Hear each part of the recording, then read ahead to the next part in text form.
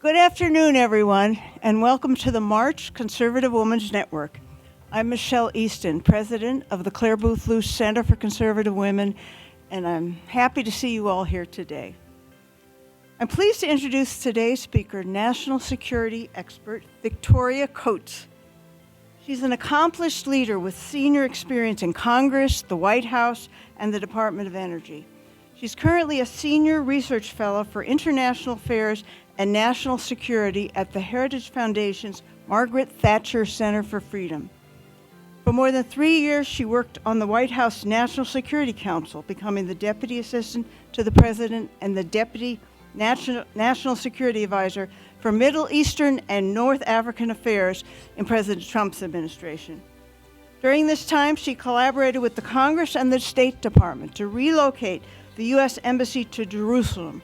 She worked to integrate Israel into the Middle East, which culminated in the Abraham Accords. She also partnered with Saudi Arabia to ensure increased U.S. Saudi oil production and successfully mitigated projected spikes in the energy market.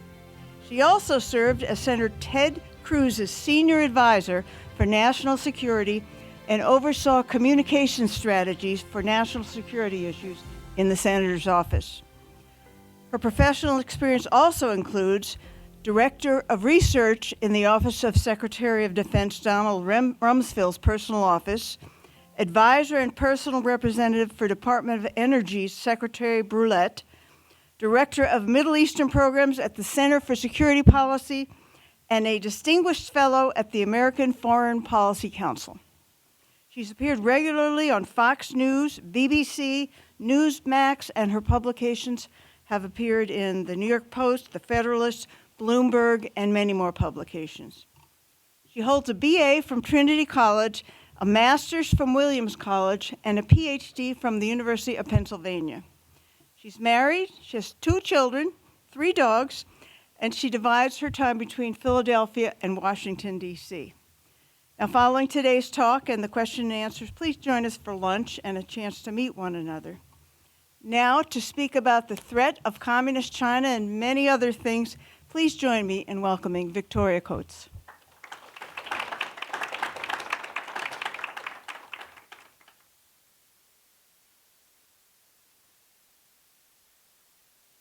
Thank you, Michelle, for that kind introduction. And to borrow a phrase from Secretary Rumsfeld, whenever he was introduced, he would always say, "The problem is you make me sound like I can't hold a job." And I actually, what Michelle didn't tell you is that the BA, MA, and PhD are all in Italian Renaissance art history. So when young people ask me how they get into the national security field, I said it starts with the Ivy League PhD in Italian Renaissance art history. And the eyes get big. But it's just a good way to point out that a rigorous liberal arts education, we were just talking about this with Michelle's son's degree from Hillsdale in philosophy. My daughter's there now, majoring in some combination of things that may include English and French and military history. We will see. But that training in rigorous thinking is one thing we really are losing across academia in the current generation, and making sure that we protect and promote that, I know, is central to this organization. I think it is also at Heritage, and it's a very important way to start training our future leaders to make sure that we have the next generation who are going to come up and be able to think critically about national security issues, and then they can tell you about Michelangelo as well, and we call that well-rounded. I did want to start with just a little Rumsfeld anecdote because it's about Clare Boothe Luce. When he was in the Ford administration in the 70s, he was at a dinner with her and always was very fond of her and enjoyed visiting with her. And he said, in the course of that dinner, they were talking about the Soviets. And his issue, I believe it was when he was Secretary of Defense the first time, his issue was that in the post-Vietnam period, there had been a major reduction in U.S. military investment. And he put together this document, which I'm going to dig out, and because he also digitized everything he ever had and put it online. So we now have all these documents at rumsfeld.com. Took 4 years of my life. But he had created this document called Defense Perspective, which charted the trends in military spending between the United States and the Soviet Union. And we had gotten around 76 to kind of a point of parity, but they were shooting up and we were shooting down. And it's very much the same debate we're having right now about China. And there was a faction in the Republican Party as well as in the Democrat Party who felt that we just had to accept this, that this was the way the future was going to go. The Soviets were a rising power. They were 100 feet high. They were, authoritarian, so they didn't have to deal with the paroxysms of democracy. And it's important to remember the couple of years after Watergate, we don't know how good we have it right now compared to how difficult that was. And they were having this discussion, and Clare looked at him and she said, Don, you cannot give them moral parity. The Soviet Union is the evil empire, that if we accept them and we sort of say they're equal to us and we run around with a kick me sign on our backs, we are going to lose. We are the United States of America. We bow to no one. And it was a real clarion call to him. And I think, I'm pretty sure it's in the book. I should have checked that before I left the house today. But he told the story over and over again, and it's always really stuck with me. So it's an honor to be here at the institution that bears her name. It also, I think, is a useful lesson to take as we look at our defining generational challenge, which is the Communist Party of China. And, Ed Fulner, who is the former president of Heritage, when asked on his retirement what his greatest mistake was, and he said, well, I only made one, and it was China. He said, we were so focused, because we are celebrating our 50th anniversary this year, and we were so focused on the Cold War and the Soviets, and then on the terrorists, that we missed what was going on in China. And that as over the last really 10 years, but more clearly over the last 5 years, that problem has both metastasized but clarified for the rest of the world. How we rise to meet that challenge, I think, is critically important. And Clare's words of not giving them moral parity, don't give them an inch of ground there, can really guide us and, remind us that, yes, indeed, we may have faults and warts, but, we're not keeping millions of people in concentration camps. We're not sending spy balloons. We'll get to the balloon in a minute. To surveil, we're not trying to create police stations in sovereign nations to surveil their own people. Those are there to go after Chinese nationals in the United States. So it's, getting that kind of clarity on the issue, I think, is critical. And then figuring out how we can bring together all the tools of our government, both state and federal, to communicate with the American people, to lay out a strategy, and then bring everybody together. And the good news here is that there is actually broad bipartisan support for this. And so I think going into 2024, the candidate of either party, including the current president, anyone who wants to stand up and just lay out what this situation is and say that, we are going to filter all of our national security decisions through this lens.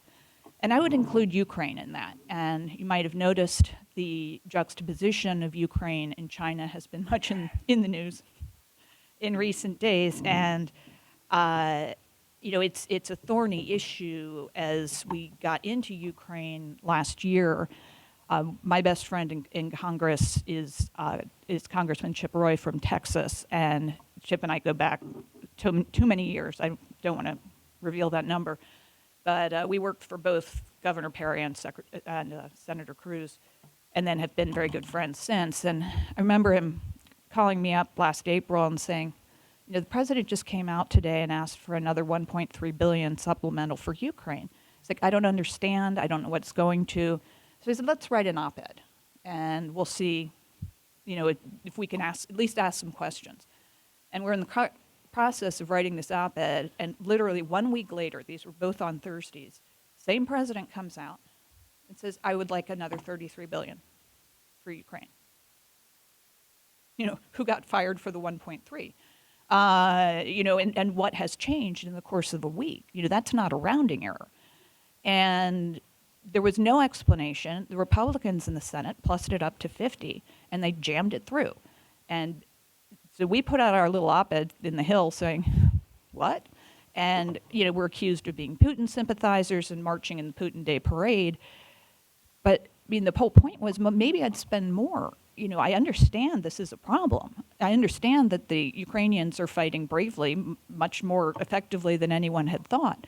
But this isn't the way to go about it. And, those concerns have only grown. And I think what they did at Christmas when President Zelensky was brought over, he had no choice in the matter, to speak to the end of the 117th Congress, with Nancy Pelosi behind him wrapped in the Ukrainian flag. They did that because they wanted to push through that abhorrent $1.4 trillion omni, only $46 billion, and let that sink in, only $46 billion of which was for Ukraine. So they basically held the whole thing hostage to, or Ukraine hostage to that, forced it through, and I think responsible members of Congress now need to say, okay, where is your strategy? How are we going to win this war?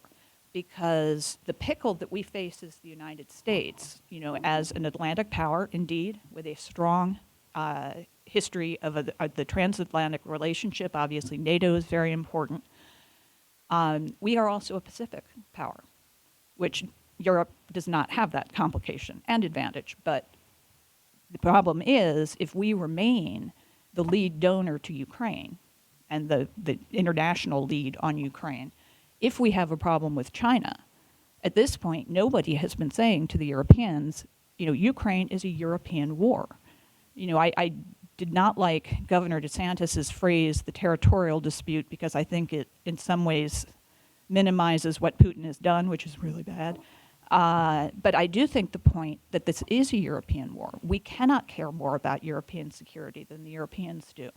And if the only thing standing between, Europe disintegrating into a defenseless mass is the United States pouring now hundreds of billions of dollars into the conflict, that's just not a sustainable solution in any way, shape, or form, especially if we are legitimately expected to be the lead on China. So, what we are proposing at Heritage is having those tough conversations with the Europeans, figuring out what's going to be required, because that's my other beef with the administration, is that as much as it takes, as long as it takes, is not a strategy until you define it, with apologies to Bill Clinton. But and so figuring that out is not, in my mind, the work of a traitor or somebody who's pro-Russian or pro-Putin in any way, shape, or form. It's somebody who's pro-American, who wants to robustly defend our national security interests. And before we move on more specifically to the balloon, there was some very interesting polling in Axios yesterday of Americans' views toward national security issues. And the Axios reporter, who's not a bad person, she's actually sort of a friend, but she was mystified by the fact that what she defined as Fox News watching conservatives, self-identifying conservatives, were the most cautious on Ukraine, but the most bullish on the question of whether or not the United States should remain a superpower. And she's completely baffled by this juxtaposition. She called it the intrigue. I'm like, Margaret, it's like, these are actually perfectly consistent, that it is because we would like to remain a superpower and a force for good in the world that we have to be very thoughtful about Ukraine, what we're going to commit. And certainly the episode with the drone and the jet over the Black Sea earlier this week is an example. I mean, these accidents do happen. And, at some point, that it can escalate. And, that is really sobering when it comes to a nuclear power like Russia. I'm not saying we should in any way cede the space. Actually, my response would have been to send up 2 drones. but we have to be mindful of what we're getting into and what other complications we may face, namely from China. So I have some views to discuss, but I also want to get your views on this. I really think the arrival of the spy balloon and the administration's response, or lack thereof, will be seen in hindsight as a defining moment for particularly the American people. I think the administration considered this no big deal. And I do not know this, but I harbor very, very dark suspicions that in one of the agreements we have come to with Communist Chinese on climate issues, that observation of weather is a permissible activity. And so you can build your giant balloon, you can load it up with all sorts of dual-use material, and you can let it drift across the United States because we're studying the weather. So we can combat climate change. And the weather in Montana over the nuclear silos is apparently of enormous interest in this study. So that, as I said, is my personal theory of why they didn't think it was a big deal. They also, I think, were very, very eager to keep Secretary Blinken's trip to Beijing online. A couple of reasons. Again, climate. They thought they were going to make progress on that. Potentially Ukraine, which I think is a fool's errand, but they were hopeful. And so they tried to downplay this. But when people are looking up and seeing this thing just kind of loitering along, it's shocking. And, you know, the real, I mean, threat is almost the wrong word, but the fact that China feels they can do this with impunity. And we know that they, you know, remain in place because of their surveillance state. And now they're trying to export that to the United States. It's a huge problem. And then just letting it drift and then shooting it down. I mean, the fact that we had, you know, those first successful intercepts over South Carolina, like that's not what the American people want to see. And, you know, some people asked me what it would have been like on the NSC for President Trump if this had happened on his watch. And I said, well, I think if we had gone into him and asked him what to do, he would have just yelled at us. He said, well, why aren't you bringing me the balloon? Like, there's no decision here. Just go, you know, shoot the thing down. And the thought that we couldn't do that safely over Alaska, I mean, it makes no sense. So I do think this is a clarifying moment. I think as we get some hindsight on the last 18 months, the really painful failure of the U.S. in Afghanistan is what is fueling this. And it is the invasion of Ukraine. It is the spy balloon. But it makes me extremely nervous about, you know, what the next 18 months could hold.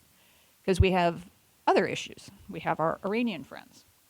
I was telling Michelle they put out a hit on me in January. So there's a poster of me as one of the most wanted. So they're not my favorites right now. But the other thing they're doing that's upsetting is they're enriching uranium to 85%. So they have wildly accelerated their path towards a nuclear weapon over the course of the last 2 years during this administration. And, you know, the sort of compulsive interest in getting back into the JCPOA appears to have masked all the Iranians' other sins. But, you know, the worry is what's next. And so do the Iranians decide this is their period of maximum opportunity? Do they, you know, test a nuclear weapon just to tie up the United States in knots? Or the Chinese and Russians, who are now aiding and abetting them pretty openly, do they think that would be a great way to tie up the United States in knots? And then back to China, you know, is this where President Xi, who is increasingly on a wartime footing, whether we want him to be or not, it's not our choice, it's his choice. He is choosing this massive sort of arming up. He is starting to weaponize all sorts of elements in his arsenal. And that's the thing about China, is it doesn't matter if it's TikTok or your doorbell. I mean, it's all weaponized at this point. One very scary thing I was delving into recently is online gaming. And, you know, I play Churchill Solitaire. It's pretty benign. But the gaming world is now basically a giant sort of practice run for all their war games. So all the people who engage in this are sort of willing guinea pigs working out various scenarios for them. And so it's very sobering. And then the last thing I just wanted to mention before I drone on too long is SVB, the Silicon Valley Bank. What is not well understood about SVB is their exposure to China. They formed in 2012 a 50-50 partnership with a Chinese state-owned bank and became the purveyor of choice of US dollars to the Chinese tech startup industry. There's a good background article in the Wall Street Journal today. I'm working on a policy piece with a heritage friend for next week, but it to what extent that entity has been both a conduit of US dollars into that, and then a conduit of money out of China to SVB. And the accounts of how they were issuing loans, I mean, without collateral, I mean, it sounds like the Wild West, but that they became, in essence, an arm of a Chinese state-owned entity. And, how do we control that without destroying our free market? How do we protect, what I would consider to be the sanctity of the US dollar, which is one of our most powerful tools. There's a reason everybody always wants dollars, and they don't want the digital renminbi or whatever the Chinese are cooking up. So it's an enormous concern, and I don't think we understand it. But actually, I'm going to lie. I'm going to make another point because I want to end on a more hopeful note. Everyone looks very sad. We do have such massive advantages as the United States. We have, first of all, I would say our moral rectitude, to paraphrase Clare. Then we also have resources that are unparalleled. We are, to my knowledge, with the possible exception of only Brazil, although that's debatable, the only country of scale that can both feed and fuel ourselves, should we so choose to. And that, was a huge strategic change during the Trump administration. The notion of energy independence is somewhat misleading because energy markets are international. You're working within a larger system. But if the president came to me and said, it has happened, whatever has hit the fan, we need Fortress America, we can fuel ourselves. It would be expensive, unpleasant, and difficult, but we can do it. And we can feed ourselves. And that is unique. And China can't do either of those things. They are always going to be food vulnerable, and they are always going to be energy vulnerable. And it's why we have a tremendous focus on a responsible energy environment policy at Heritage right now, because what we are doing is unnecessary.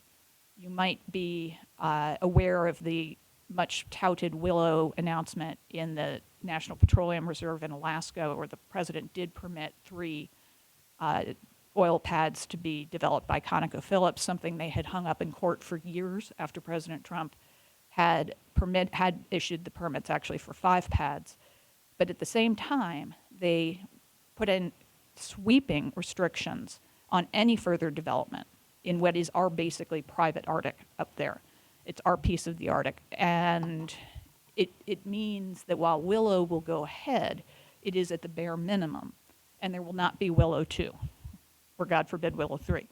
And so we are voluntarily abdicating this massive advantage. And my old friends at the Department of Energy came out yesterday to announce their annual energy outlook. It's something the Energy Information Administration puts out every year. It was all about the so-called Inflation Reduction Act and how that was going to bring emissions down to 0 by 2050, and how wonderful that legislation is. Raised the question with me as to why is it called the Inflation Reduction Act when it's really an Emissions Reduction Act?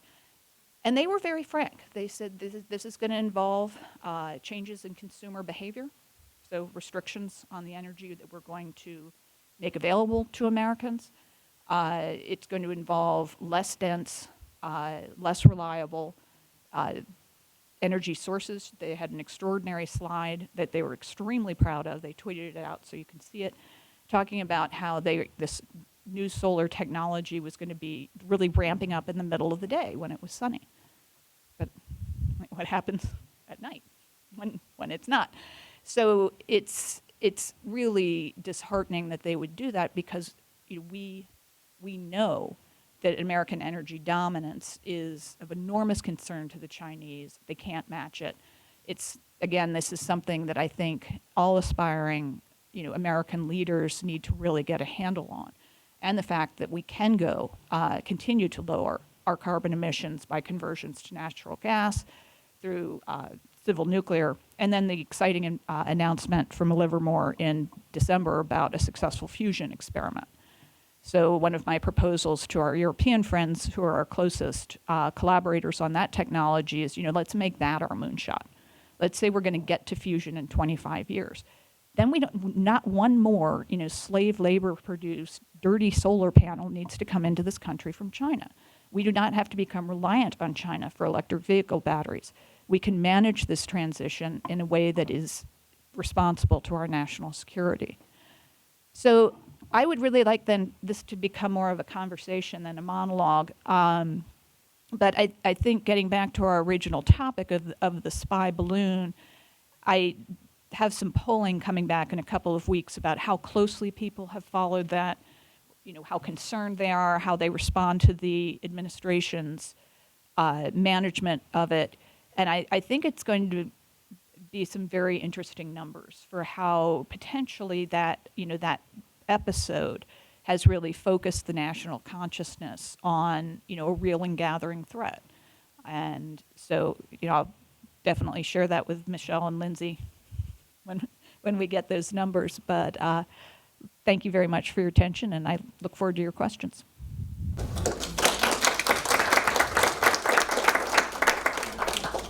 Lindsay has a mic here. If you'd raise your hand and give your name and your affiliation if you have one. Can I go first? You may. The president's son has a laptop. Oh, I heard that was from him. And it appears that there's emails that say that a lot of money from Communist China officials went to the big guy, whoever that is, and members of the family. How does that work into all these concerns we have about Communist China? It's a huge concern, and I think the University of Pennsylvania is probably going to revoke my PhD.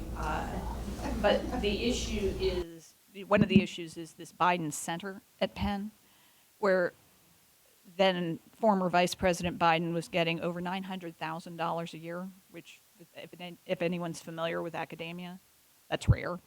And I think about all the adjunct professors, of whom I was one at Penn during my graduate student days, are getting paid $10,000 a semester to actually interact with students. And somebody who does not interact with students gets close to $1 million a year. And that money came straight from China. I mean, Penn has had to disclose it. It's like $54 million was brought in these grants during this period. That's what funded the center, which did nothing except apparently collect classified documents.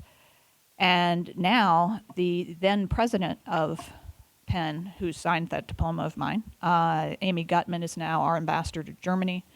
And the president of the board of trustees at the time, David Cohen, is now our ambassador to Canada.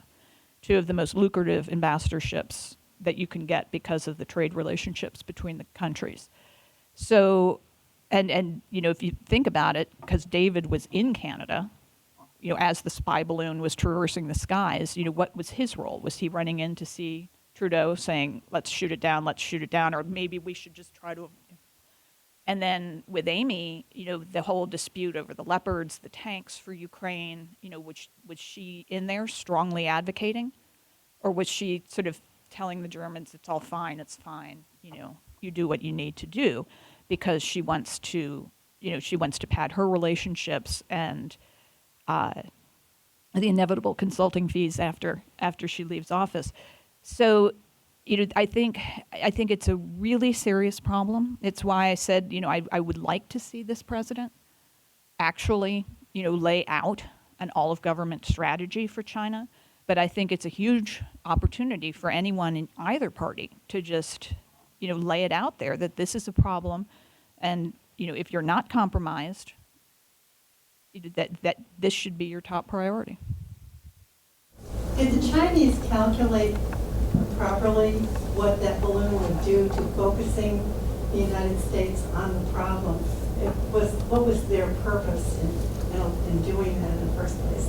And did it backfire in a way by focusing their attention?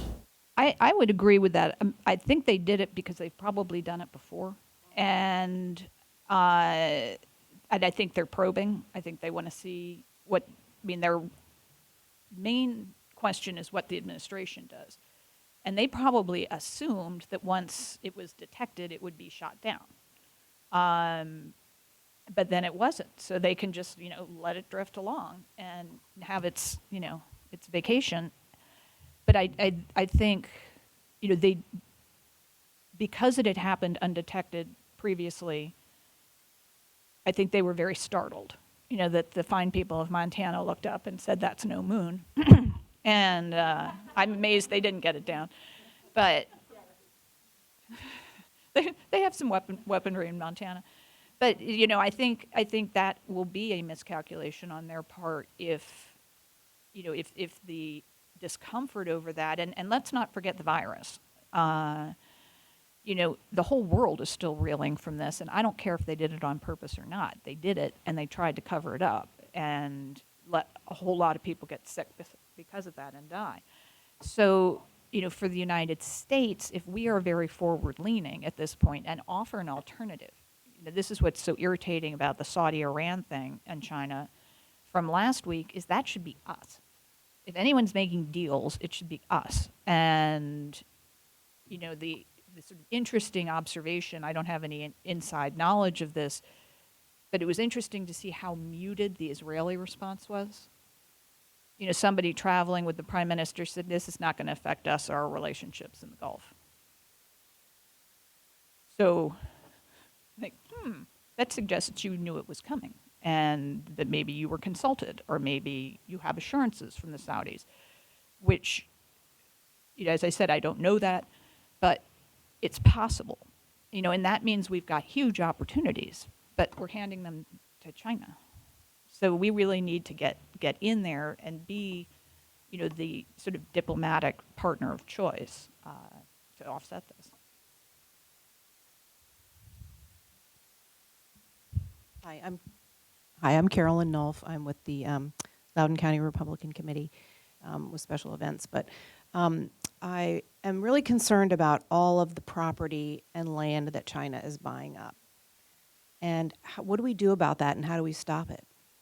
Yeah, this is something we had worked on in the administration when they were doing things like buying the Waldorf Astoria in New York, trying to get the Hotel Coronado, which are both strategic for various reasons. And then, as we've started to track the purchases of farmland, right now it's a very small sliver of foreign-owned farmland. The Canadians are the number one owners of U.S. farmland, and that doesn't concern me hugely, although they do have gravity on their side. But I think watching China buy strategically is another wake-up call, and they want to both be able to surveil sensitive sites, but they also want to try to learn from our agricultural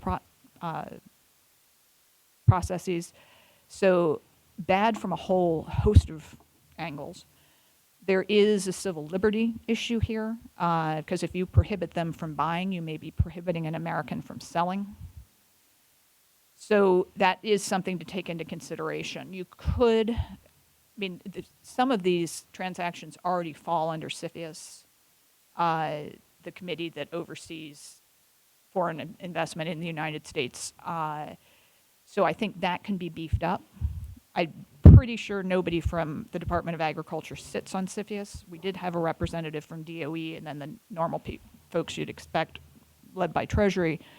But if you add agriculture in, so that they are tracking this and mapping it, and figuring out, how we make it more important that we preserve our national security. And it's a little bit what I'm working on with SVB. There are free market civil liberty issues that we, because we are the United States, need to pay attention to. But I think there are a number of ways we could really keep an eye on that problem.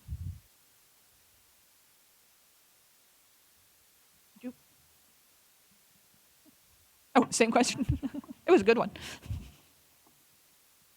In the same vein, I was curious about why Chinese corporations are allowed to create U.S. corporations. And I'm wondering, is it the same thing like the civil liberties issue? Because there are tons of Chinese companies that then come to the U.S. and then make a branch here and get a foothold and become very profitable. And Yeah, I would. Why do we allow that? Well, and I think, I can tell you a story about working for Governor Perry in 2011, 2012 timeframe when he was running for president the first time, and I learned the word Huawei, which I had not heard before. And he had, with the strong encouragement of the then George W. Bush administration in 2007, 2008, had encouraged Huawei to come and set up a subsidiary in Texas because, the George H.W. Bush worldview, sort of post-Cold War was that, the progress toward democracy and, a capitalist system was inevitable. And so as you look at a couple of the decisions, which in hindsight were questionable, not pushing back on Tiananmen, the Chicken Kiev speech, you can see how, Putin never thought he lost. And you can see how the Chinese thought, well, we've got carte blanche to do whatever we want. The Americans aren't going to give us a hard time because they really want the commercial interaction. So that was encouraged. And I was talking to Governor Perry about it a couple of weeks ago because there's a company that's technically headquartered outside of Houston called Microvast, but it is referred to in the press as the largest battery manufacturer in China, where it does 80% of its business, and has a fully incorporated Chinese subsidiary, which is something like 10 times the size of the Houston office, which produces cheap electric vehicle batteries. And so they got $250 million from the Department of Energy of our money because they claimed to be a U.S. company. And then we wrote about it. People asked Secretary Granholm about it. They were very dismissive. Oh, it's a fine American company. Then they said, well, this is the way we can peel them off of China. We have to do this. And then finally they said, yeah, this isn't right, and they put a hold on the grant. But the fact that we had to go through all of those stages, to get to the right answer shows you how committed they are to this climate agenda, and that they have to feed it with cheap Chinese products because anything produced here would be, even with subsidies, too expensive to be viable. So, that is a problem of their own making. But I think, if we can shine the light on Microvast, SVB, and Americans say, I don't want this. And here in Virginia, you had a great decision by Governor Youngkin a month or so ago to reject a massive battery plant project on the grounds that the technology it was going to use was Chinese. And I was talking to one of the guys who actually builds the battery plants, just having a banner year, down in Florida recently, and he said, why do you think Youngkin would do that? That's a terrible business decision. That's thousands of jobs. I said, yeah, but it's a brilliant political decision. He knows where his constituents are, and they don't want Chinese technology coming in to Virginia. And the more of that, that happens, where you are, you're rejecting what had been a very easy Chinese inroad, show up with, jobs and money. It's kind of their modus operandi. I think that that's something that can happen organically. My name is John Suarez. I'm with the Center for a Free Cuba. Quick question. We're talking about the Chinese balloon, but also 90 miles away from the U.S. shoreline, you have Cuba. And on November 25th of 2022, Diaz-Canel paid a visit to Beijing, met with Chinese President for Life Xi, and they discussed strengthening coordination and cooperation in international and regional affairs, and to go hand in hand down the road of building socialism with each's own characteristics. And in January of 2023, the Chinese communists donated $100 million to the Cuban dictatorship, and they've had this relationship, in fact, prior to the U.S. breaking relations with Cuba in 1961. When the U.S. was still trying to court Fidel Castro, the Chinese and Che were meeting and plotting the overthrow of governments in Latin America in 1960, and 64 years later, they're still doing it. So I was wondering if you'd like to comment on that. I would. And it's good to see you, John, and thank you for everything you do. Yeah, I mean, Cuba is such a massive vulnerability, and obviously has been since 1962, and starting with the Cuban Missile Crisis and going up to all the complications and surveillance that comes out of the island today. And obviously their key patrons historically have been the Russians. That presence remains strong, but China is in on that game as well. And so we've had this kind of wave of left-leaning governments come in across Latin America, who are interested in cozier relationships with Cuba. That is a problem. I do not think this administration is in any way engaged in it. They want the kind of Cuba deal that the Obama administration had put into place, and they think that there's some kind of way to domesticate the communist regime in Cuba. And I think if anything has been demonstrated to us over the last 60 years is they are not domesticatable. I don't care how often you reach out. And their behavior during various sort of outbreaks of protests has not been encouraging. This is something I'm writing about in the National Review this week, which is that, if you make democracy promotion central to your rationale for support to Ukraine, how do you justify not, standing with the people of Cuba, standing with the people of Iran? It's inconsistent. That can't be your rationale. You can want democracy. I mean, I like democracy. I wrote a book about the history of democracy, but it can't be your driver for military action. But how we, make up for these decades of failure on Cuba, clearly recognize how strategically critical the island is to Caribbean and U.S. security, and come up with some kind of a plan. I mean, many have failed, but that doesn't mean it can't be done. And I've learned a lot about the complications on the island from Senator Cruz's father, Pastor Rafael, who fled from Cuba in the late 50s after being imprisoned by Batista, and then Castro imprisoned his sister.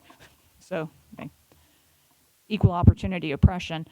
But I think that if the United States realizes that, again, one of our huge advantages is Latin America, our proximity to Latin America, the interchange between our countries. I mean, we're not going to face the kind of demographic disaster that China's facing, because we have a great source of people and industrial partners.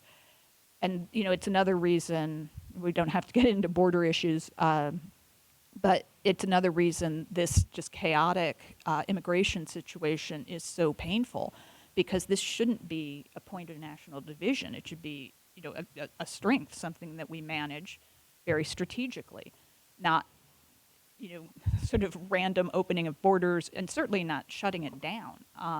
We all in some way are children of immigrants, and that I want that to be a strength, and starting with improving the situation in Cuba. So I think keeping an eye on it, keeping an eye on China in Latin America is enormously important, but then figuring out how we offer that alternative.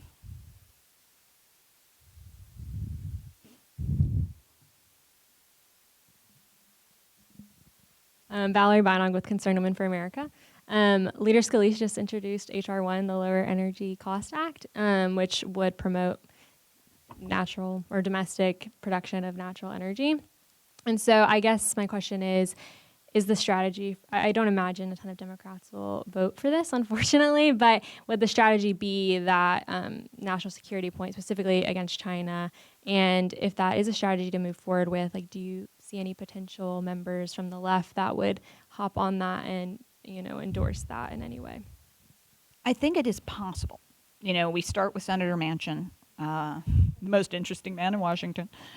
So there are some that see that, and I think also telling the environment story of the Trump administration when we lowered emissions more than any other administration in history, largely through natural gas conversion. That is the way to do it. It's a dense, plentiful energy source. I'm from Pennsylvania, and so it just spend a lot of my time crusading against these hideous regional straitjackets that our overlords keep trying to force us into to stop us from keeping the lights on in neighboring states. But figuring out how to get back to a more responsible regulatory framework, which is, to my understanding, what that legislation does, and then making sure we get as much of this as we can passed into law in the event that we are blessed with new leadership in January of 2025. Because everything Biden's done so far has been done by executive order. And the problem with the executive orders is they're not binding. I was asked today by a reporter if I bought into the narrative that Biden was bound by the Trump deal with the Taliban and that Afghanistan would have gone down exactly the same way had Trump been president. I said, absolutely not. The only way you can bind your successor is by passing whatever it is as through the Senate as a treaty or through both houses of Congress as a law. Then it's binding. Then you've got to get the legislation repealed if you want to break whatever's in it. So in no way was that binding. And I have many other views about Afghanistan, which we can get into if you wish. But, that's just a false argument.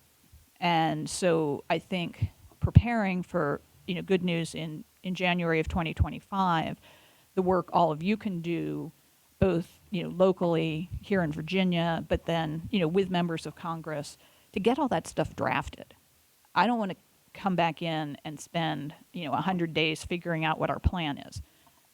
Some of the stuff could already be passed through the Congress over the next 18 months, and you might have to repass it, but it's easier if you've already gone through once, and just be ready to go and have a common sense plan. No American should be energy vulnerable in 2023. I mean, the fact that I'm reading about rolling blackouts in New England or brownouts in the Wall Street Journal is just outrageous. It's a failure of government. And, figuring out what that plan is, as our President Kevin Roberts likes to say, how we get to be responsible stewards of what the good Lord has placed beneath our feet. I'm not saying drill, baby, drill, although I might. But we can do this. There's no reason it has to be in any way dirty or polluting. We're the leaders on that, so we should take advantage of it and get the plan done. Sure. This is the best part of my day. Thank you for taking the time. My name is Jody Hughes. I'm a random citizen. Well, it was an honor to work for you. Yeah, and thank you for that. I have so many thoughts. I'm going to try to sink them down. So I'm listening to you. You spend your time at the policy level, like way above where I sit. I'm sitting, I'm talking to neighbors, friends, whatever. And I read a lot of different journalists. I've been reading a lot of center and even like classical liberal leftists because I think in many ways we can link arms right now. So my question is that, and you kind of just touched on it a little bit with your legislative recommendations, is when I back up after everything I read, it feels very strongly that all of these things are very connected by certain ideologies, right? But if you really get into the weeds of all of this stuff, there's nothing but hypocrisy in it. So, for example, I was just reading, I'm starting to read this book called The Perfect Police State. So if the progressive left really believes that, you shouldn't be oppressed, the Uyghurs, right? I mean, if there's that, there's what they're doing in Africa, there's, now I think you're starting to read more about alternative energy sources, clear cutting acres and acres and acres, the windmills killing if I just wonder if there's a message that we can get out there and how to get it out. Because when I talk to my neighbors, they buy into all of it. And do you understand how it's completely inconsistent and illogical within itself? Because if you really believe this, you can't believe that. And anyway, so my question is, it's amazing how flexible they can be. Yeah. So this whole, for example, there's some scientists doing incredible work on how we can be carbon free in a certain, like 100 years or something, in a very logical manner. And it is my belief that if you took a poll of all of the United States, really actually a poll, that 90% of everyone would be like, of course we'd like to be there eventually, but do something that makes sense. So I guess my frustration is I don't, with the media sort of, and I hate to buy in, you know, but it's true, the general media has got one, they skip over, like I just read today, now they're saying we were double charged by Wuhan. Okay, skipping over, oh, so they did make the virus, right? Like On our now dime. that's in our back rearview mirror. Just go on to the next thing. So I'm hopeful that, like you, this weather balloon, this balloon was an issue. I had last week occasion to drive from Cincinnati to Phoenix, and one of the things I noticed all along the way is that a lot of Americans are just surviving right now. A lot of not Northern Virginia Americans, but people who live in, I grew up in the Midwest. So I just wonder if you have, just for people like me and others who just are trying to work from, if it's grassroots or whatever you want to call it, any thoughts? I don't even know if there's a question in there, but Well, I think it is. Thank you. It's a critical point. You know that the pressures of inflation and energy prices, first and foremost, amongst the inflated burdens on Americans, are falling very heavily on the center of the country. And you know, the situation in East Palestine, Ohio, I think, again, it was a crystallizing moment. And, you know, the fact that Senator Vance and Senator Brown could come together on legislation, you know, if J.D. and Sherrod agree on anything, you know, somebody should pay attention. It's probably the sweet spot. But, you know, the real just, I mean, the horribly dismissive and cavalier attitude that the administration took towards these people suffering, because they were all Trump voters. So, you know, that is, I think, an advantage for conservatives going forward. And, you know, I think, you know, again, making sure whoever our candidate may be is fully armed to, you know, to tap into that anxiety and present just common sense ways. I mean, this doesn't have to be.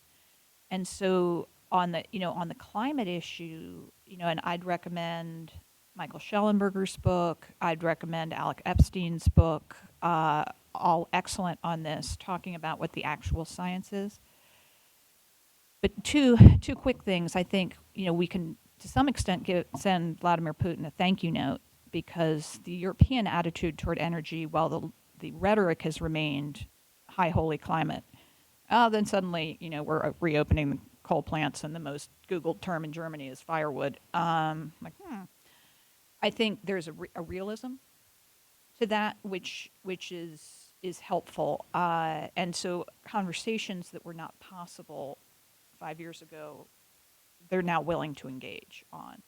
And I was personally deeply heartened by the fact that Greta What's-Her-Face deleted her tweet this week about how the world was going to end in 2023. Whoops. You know, yeah.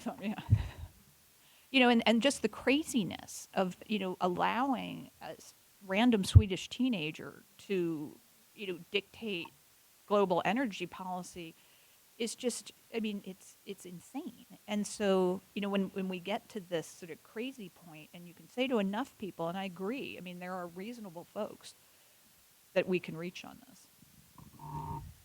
I'm going to cheat a little and ask a second question, the last one. And then we can talk informally as we have our lunch afterwards. We Americans tend to think in 4 and 8 year planning, you know, presidential terms. I read a book by Mr. Pillsbury about... I knew that was coming. I'm going to tell him. He's in India. He talks about how the Chinese think in 100 years at a time, and he talks about how they're just slowly but surely doing their 100-year plan. What do you think of that? Well, Michael is a dear friend and of, again, too many years standing. He was a dear friend of Secretary Rumsfeld's, and he is now a colleague at Heritage. He's just joined us, so we are very excited to have him on board, because he's working on another book, which is basically how did we get here. I think look forward to having you all do a book party next year when it's out, because I think it's going to be quite informative. And Michael was really central towards pointing out that this is not all benign. It's not panda bears and fried rice and dragons. And I mean, I think the panda bears are literally like spy bears. At this, that's how far I am down the path. But I mean, the panda diplomacy, like, what is this? And so, I think his very gifted, writing ability, very communicative, to draw that narrative so you can see, like, yes, this is what they're doing, and this is how they think, and this is how they think they're doing, and this is how they think we're doing, and they're not subtle. It's pretty straightforward, and so, I think, in terms of our sort of obsessive political cycle, which does force one to think in 4 and 8-year terms. But when you get an issue like this, which is like the Cold War, like the Soviet Union, where obviously there were loons on both sides, but the vast majority of Americans knew, and they still remember, that Russia's not our friend. That then it becomes a policy that transcends party. And I think that would give us the strength and durability to decisively win.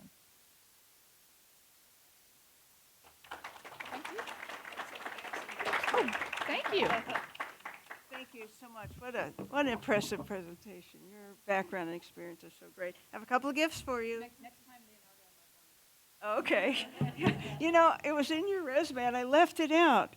I don't know why. When I was putting that together, I was just thinking, well, but you're so right. It's that wonderful, old-fashioned, well-rounded liberal arts education that qualifies my son, who studied philosophy, to be a great fundraiser, and you in the National Defense. Well, Senator Cruz used to be, when I was first on his staff, a enterprising reporter from the Wall Street Journal or whatever, or not the Journal, from the Washington Post, would about every 6 weeks discover this dark secret and announce on Twitter breathlessly that Senator Cruz is National Security Advisor, is a PhD in art history. Ted would, of course, hoover up all these tweets and send them to me and say, I'm shocked. This might be the case. But I knew I had arrived when the last time it happened, which was during the administration. I emailed a reporter at the same institution and it's like, come on, people, this has been going on for 10 years. And the other guy said, well, I don't know who that is, because we think it's really impressive. You have a PhD. So he's like, the worm has turned. There you go. Well, let me give you, this is a special hat we have for leaders, women speakers that we have, and our outstanding women students. I will wear it proudly. And I want to give you a copy of my book, which you probably could have written since you're doing it at Hillsdale, How to Raise a Conservative Daughter. But I think as you read it, you'll see all the things you did right in raising her. Which I appreciate, and I want her to read it too. Yes, well, that's what we found. A lot of the young women in college read it, and they're conservative. And I say, why are you reading? Well, make sure I didn't miss anything. Thank you very much. Thank you so much. Appreciate it. Thank you, and let's